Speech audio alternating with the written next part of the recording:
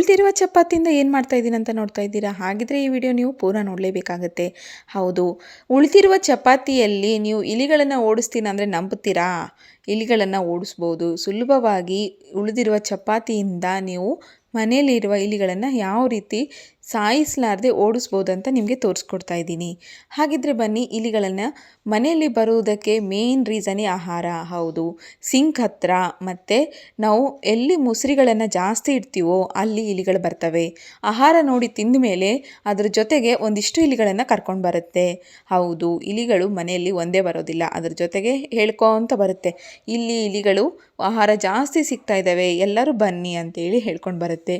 ದವಸ ಧಾನ್ಯಗಳಲ್ಲೆಲ್ಲ ಇಲಿಗಳು ಕುಂತ್ಬಿಟ್ರೆ ಇನ್ಫೆಕ್ಷನ್ ಆಗುತ್ತೆ. ಸಣ್ಣ ಮಕ್ಕಳ ಮನೇಲಿದ್ದರೆ ತುಂಬ ಇನ್ಫೆಕ್ಷನ್ಸ್ ಇರುತ್ತೆ. ಹಾಗಿದ್ರೆ ನಿಮಗೆಲ್ಲಗಳನ್ನು ಯಾವ ರೀತಿ ಸಾಯಿಸದೆ ಓಡಿಸೋದಂತ ಕಲಿಸ್ಕೊಡ್ತಾ ಇದ್ದೀನಿ, ಬನ್ನಿ. ಎಲ್ಲರಿಗೂ ನಮಸ್ಕಾರ. ಫಸ್ಟ್ ಆಫ್ ಆಲ್ ಎಲ್ಲರಿಗೂ ಧನ್ಯವಾದಗಳು. ಇಲಿಗಳ ವೀಡಿಯೋಸ್ನ ತುಂಬ ಜನ ನೋಡ್ತಾ ಇದ್ದೀರಾ.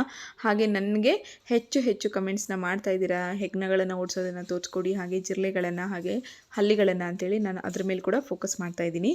ನೋಡ್ತಾ ಇದ್ದೀನಿ ಒಂದಿಷ್ಟು ತೋರಿಸ್ಬೇಕು ಅಂತಂದರೆ ಮೊದಲು ನಾನು ಅದನ್ನು ಮನೆಯಲ್ಲಿ ಮಾಡಿ ಅವು ಹೋಗಿದವೋ ಇಲ್ಲ ಅಂತೇಳಿ ತಿಳ್ಕೊಂಡ್ಮೇಲೆ ನಾನು ಮಾಡೋದು. ಹಾಗಾಗಿ ತೋರಿಸೋದಕ್ಕೆ ಸ್ವಲ್ಪ ಸಮಯ ಹಿಡಿತಾ ಇದೆ. ಹಾಗೆ ನೋಡಿ, ಮೋಸಂಬಿಯಿಂದ ಇಲಿಗಳನ್ನು ಇವತ್ತು ಮನೆಯಿಂದ ಓಡಿಸೋಣ. ಫಸ್ಟ್ ನಾನಿಲ್ಲಿ ಮೋಸಂಬಿ ಸೊಟ್ಟೆ ಏನಿದೆ, ಸಿಪ್ಪೆ ಏನಿದೆ ಅದನ್ನು ತಗೊಂಡಿದ್ದೀನಿ. ಸೊ ಮೋಸಂಬಿ ಸಿಪ್ಪೆನ ತೆಗೆದ್ಮೇಲೆ ಒಂದು 2 ಮೋಸಂಬಿ ತುಂಡನ್ನ ತಗೊಳ್ಳಿ. ಸೊ ಅವೆರಡನ್ನ ತೊಗೊಂಡ್ಬಿಟ್ಟು ಚೆನ್ನಾಗಿ ನಿಮ್ಮ ಕೈಯಿಂದನೇ ಹಿಂಡ್ಕೊಳ್ಳಿ. ಯಾವುದೇ ರೀತಿ ಸ್ಟೇನರ್ ಬೇಡ, ಏನೂ ಬೇಡ, ಜಸ್ಟ್ ನಿಮ್ಮ ಕೈಯಿಂದನೇ ಕಿವುಚ್ಕೊಂಬಿಡಿ. ರಸ ಚೆನ್ನಾಗಿದ್ದರೆ ಚೆನ್ನಾಗಿ ರಸ ಬಿಟ್ಕೊಂಡು ಬಿಡುತ್ತೆ. ಕೈಯಿಂದ ಕಿವುಚಿದ ತಕ್ಷಣವೇ ಚೆನ್ನಾಗಿ ರಸ ಬಿಟ್ಕೊಳುತ್ತೆ. ಸೊ ನೋಡ್ತಾ ಇದ್ದೀರಲ್ಲ, ಇಲ್ಲಿ ಈ ರೀತಿ ಚೆನ್ನಾಗಿ ರಸವನ್ನು ಹಿಂಡ್ಕೊಂಡ್ಬಿಟ್ಮೇಲೆ ಅದನ್ನು ಸೊಟ್ಟಿ ಏನಿದೆ, ಅದರದ್ದು ಸಿಪ್ಪೆ ಏನಿದೆ ಅದನ್ನು ತಕ್ಕೊಂಬಿಡಿ. ಈ ರೀತಿ ಒಂದಿಷ್ಟು ರಸ ಬರುತ್ತೆ. ಈ ರಸ ಬಂದಮೇಲೆ ಇದನ್ನು ನೀವು ಪಕ್ಕಕ್ಕೆ ತೆಗೆದು ಇಟ್ಕೊಂಬಿಡಿ. ಏನಿದೆ ಗೊತ್ತಾ, ನಾವು ಮೋಸಂಬಿನ ಯಾಕೆ ರಸಗಳನ್ನು ತೆಗೆದಿಟ್ಕೊತಾ ಇದ್ದೀವಿ ಅಂದರೆ, ಸ್ವೀಟ್ ಅಂದರೆ ಇಲಿಗಳಿಗೆ ಪಂಚಪ್ರಾಣ. ಸೊ ಹಾಗಾಗಿ ಇದಕ್ಕೆ ಇನ್ನೊಂದು ಸ್ವಲ್ಪ ಸ್ವೀಟ್ನ ಆ್ಯಡ್ ಮಾಡೋಣ. ಸಕ್ಕರೆ ಏನಿದೆ, 1ರಿಂದ 2 ಟೇಬಲ್ ಸ್ಪೂನ್ ಆಗೋಷ್ಟು ಸಕ್ಕರೆನ ತಗೊಳ್ಳಿ. ನಾನು ಇಲ್ಲಿ 1 ಟೇಬಲ್ ಸ್ಪೂನ್ ಆಗೋಷ್ಟು ಸಕ್ಕರೆನ ತೊಗೊಂಡಿದ್ದೀನಿ. ಕರಗಿಸೋದೇನು ಬೇಡ, ಜಸ್ಟ್ ಅದೇ ರೀತಿ ಇಟ್ಕೊಂಬಿಡಿ. ಕರಗೋದಿಲ್ಲ. ಸಕ್ಕರೆ ಪುಡಿ ಇದ್ದರೆ ನೀವು ಅದನ್ನೇ ಡೈರೆಕ್ಟಾಗಿ ಹಾಕ್ಕೋಬೋದು. ನಾನು ಇಲ್ಲಿ ಸಕ್ಕರೆನ ಹಾಕ್ಕೊಂಡಿದ್ದೀನಿ. ಒಂದು 2 ನಿಮಿಷಗಳ ಕಾಲ ಹಾಗೆ ಬಿಟ್ಟರೆ ಅದೇ ಕರಗುತ್ತೆ.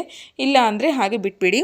ಇಲ್ಲಿ ಒಂದು ಕರ್ಪೂರನ ತೊಗೊಂಡಿದ್ದೀನಿ. ಕರ್ಪೂರ ಬಂದುಬಿಟ್ಟು ಇಲಿಗಳ ಹೊಟ್ಟೆಯಲ್ಲಿ ಹೋದ ತಕ್ಷಣವೇ ಹೊಟ್ಟೆ ನೋವಾಗ್ಬಿಟ್ಟು ಮನೆಯಲ್ಲಿ ವಿಲವಿಲ ಅಂತ ಒದ್ದಾಡಿಬಿಟ್ಟು ಮನೆ ಬಿಟ್ಟು ಹೊರಗಡೆ ಹೋಗುತ್ತೆ. ಹೌದು, ಈ ರೀತಿ ನೀವು ಯಾವುದೇ ಒಂದು ಏನೇ ಮಾಡೋ ಹಾಗಿದ್ರೂ ಇಲಿಗಳನ್ನು ಮನೆ ಬಿಟ್ಟು ಹೋಗಿಸ್ಬೇಕು ಅನ್ನೋ ಹಾಗಿದ್ರೆ ಫಸ್ಟ್ ನೀವು ಬಂದುಬಿಟ್ಟು ಕರ್ಪೂರನ ಹಾಕಲೇಬೇಕಾಗುತ್ತೆ. ಕರ್ಪೂರ ಹಾಕೋದ್ರಿಂದನೇ ಹೊಟ್ಟೆ ಬ್ಯಾನೆಯಾಗಿ ವಿಲವಿಲ ಅಂತ ಒದ್ದಾಡಿ ಹೋಗೋದು. ನೆಕ್ಸ್ಟ್ ಇಲ್ಲಿ ಬಂದುಬಿಟ್ಟು ನಾನಿಲ್ಲಿ 1 ಆಗುವಷ್ಟು ಖಾರ ಪುಡಿನ ತೊಗೊಂಡಿದ್ದೀನಿ. ಸೊ ಇಲ್ಲಿ 1 ಟೇಬಲ್ ಸ್ಪೂನ್ ಆಗುವಷ್ಟು ಖಾರ ಪುಡಿ ತೊಗೊಂಡ್ಮೇಲೆ ಇದಕ್ಕೆ ಮನೆಯಲ್ಲೇ ಯೂಸ್ ಮಾಡುವಂಥ ಕಡಲೆ ಹಿಟ್ಟು ಏನಿದೆ ಅದನ್ನು 2ರಿಂದ 3 ಕಡಲೆ ಹಿಟ್ಟನ್ನ ಹಾಕ್ಕೊಳ್ಳಿ. ಸೊ ಈ ರೀತಿ 2ರಿಂದ 3 ಕಡಲೆ ಹಿಟ್ಟು ಪುಡಿ ಹಾಕೋಣೋದ್ರಿಂದ ಸ್ವಲ್ಪ ತಿಕ್ನೆಸ್ ಬರುತ್ತೆ. ಸೊ ಈ ರೀತಿ ತಿಕ್ನೆಸ್ ಬಂದರೆ ಸಾಕು. ಇದನ್ನು ನೀವು ಉಂಡೆ ಆಕಾರದಲ್ಲಿ ಮಾಡ್ಕೊಂಡು ಹಾಗಿದ್ರೆ ಇನ್ನೊಂದು ಸ್ವಲ್ಪ ಹಿಟ್ಟನ್ನು ಹಾಕ್ಕೊಳ್ಳಿ. ಸೊ ನಿಮಗೆ ಉಂಡೆ ಆಕಾರ ಬೇಡ, ಸ್ವಲ್ಪ ತೆಳುವಾಗೇ ಇರಲಿ, ಜಾಸ್ತಿ ಗಟ್ಟಿಯಾಗಿರೋದು ಬೇಡ. 1-2 ದಿನದ ತನಕ ನಾವು ಹಾಗೆ ಇಡ್ತೀವಿ ಇಲಿಗಳನ್ನು ಸಾಯಿಸೋದಕ್ಕೆ, ಓಡಿಸೋದಕ್ಕೆ ಅನ್ನೋ ಹಾಗಿದ್ರೆ ಈ ರೀತಿ ಸ್ವಲ್ಪ ತಿಕ್ಕಿರಲಾರ್ದೆ ರೀತಿ ಮಾಡ್ಕೊಳ್ಳಿ. ಮನೆಯಲ್ಲಿ ನೀವು ಯೂಸ್ ಮಾಡಲಾರ್ದೆ ಬಿಸಾಕುವಂಥ ಚಪಾತಿಗಳು, ಹೌದು ಯೂಸ್ ಮಾಡಲಾರ್ದೆ ಅನ್ನೋ ಹಾಗಿಲ್ಲ, ಆದರೆ ಒಂದು 2ರಿಂದ 3 ದಿನ ಆದಮೇಲೆ ಏನಾಗ್ಬಿಡುತ್ತೆ ಅಂದರೆ ಕಡ್ಡಿ ಆಗಿಬಿಡುತ್ತೆ. ಒಂಥರ ಕಟಿ ಟೈಪ್ನಲ್ಲಿ ಚಪಾತಿಗಳಾಗ್ಬಿಡುತ್ತೆ. ಅದನ್ನು ಬಿಸಾಕೋಕ್ಕೂ ಮನಸ್ಸಿರೋದಿಲ್ಲ. ಆದರೆ ಇಲಿಗಳದನ್ನು ಮುಟ್ಬಿಟ್ಟಿರುತ್ತೆ ಏನೋ ಅನ್ನೋ ಒಂದು ಭಯ ಕೂಡ ಇರುತ್ತೆ, ಅಥವಾ ಹಲ್ಲಿಗಳು ಜಿರಳೆಗಳು ಅಡ್ಡಾಡಿದವ ಏನೋ ಅನ್ನೋ ಭಯ ಇರುತ್ತೆ.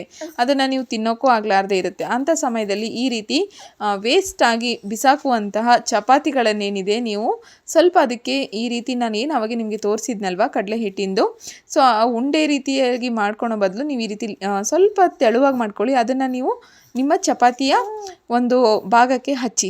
ಈ ರೀತಿ ನೀವು ಚಪಾತಿಗೆ ಪ್ರತಿಯೊಂದು ಚಪಾತಿ ಏನು ಮುರಿದಿರ್ತೀರಲ್ವ, ಸೊ ಎಲ್ಲ ಚಪಾತಿಗಳಿಗೆ ಈ ರೀತಿ ಹಚ್ಚಿದ ಮೇಲೆ ನಿಮಗೆ ಇಲಿಗಳು ಎಲ್ಲಿಂದ ಹೆಚ್ಚು ಬರುತ್ತೆ ಅಂತ ನಿಮಗೆ ಗೊತ್ತಿರುತ್ತಲ್ವ. ಸಿಲಿಂಡ್ರ್ ಹತ್ರ ಆಗಿರ್ಬೋದು, ಸಿಂಕ್ ಹತ್ರ ಆಗಿರ್ಬೋದು, ಅಥವಾ ಮನೆಯ ಮೇಲ್ಗಡೆ ಹೆಗ್ನಗಳಾಗಿರ್ಬೋದು.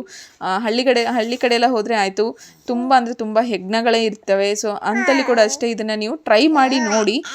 ಎಫೆಕ್ಟಿವ್ ಅಂತ ಅನಿಸಿದರೆ ನೀವು ಇದನ್ನು ಮತ್ತೆ ಸ್ವಲ್ಪ ಹೆಚ್ಚಿನ ಕ್ವಾಂಟಿಟಿದಲ್ಲಿ ಮಾಡಿ ಇದನ್ನು ನೀವು ಮಾಡಿ. ಹಳ್ಳಿಗಳಲ್ಲೆಲ್ಲ ಈ ರೀತಿ ಮಾಡೋದ್ರಿಂದ ಕೂಡ ಅಷ್ಟೇ ಗುತ್ತನೆ ಹಾಕ್ಬಿಟ್ಟಿರ್ತವೆ ಇಲಿಗಳು, ಏನು ಮಾಡೋಕ್ಕಾಗೋದಿಲ್ಲ. ಹೆಚ್ಚು ನಮ್ಮ ಸಿಟಿಗಳಲ್ಲಿ ಇಲಿಗಳು ಕಾಣೋದು ಅಂತಂದರೆ ಗ್ಯಾಸಿಂದ, ಸಿಂಕಿನ ಹತ್ರ, ಅಥವಾ ಮನೆಯ ಹೊರಗಡೆ ಹತ್ರ, ಮೂಲೆಗಳಲ್ಲಿ ಅಥವಾ ಕಿಟಕಿಯಿಂದ ಬರ್ತವೆ ಹೆಚ್ಚಾಗಿ.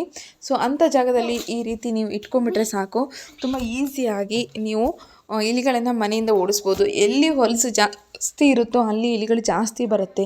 ಸೊ ಹಾಗಾಗಿ ಇಲಿಗಳನ್ನು ಓಡಿಸೋದಕ್ಕೆ ಮೊದಲು ನೀವು ನಿಮ್ಮ ಮನೆಯನ್ನು ಕ್ಲೀನಾಗಿ ಇಟ್ಕೊಳ್ಳಿ, ಸ್ವಚ್ಛವಾಗಿ ಇಟ್ಕೊಳ್ಳಿ. ಅದಾದಮೇಲೆ ಇಲಿಗಳು ಅದಂಗದೇ ಓಡೋಗೋಕ್ಕೆ ನೀವು ಈ ಒಂದಿಷ್ಟು ಟಿಪ್ಗಳನ್ನ ಫಾಲೋ ಮಾಡಿ.